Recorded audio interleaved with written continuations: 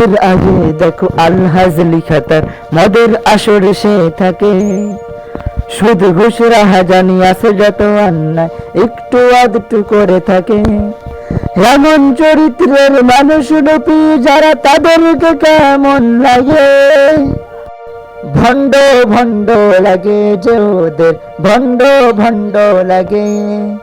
ভণ্ড ভণ্ড লাগে যে ওদের, ভণ্ড ভণ্ড লাগে। মাইকিন করে দেয় জাকাতের ৬০ টাকা, এলাকায় কত তার দাম।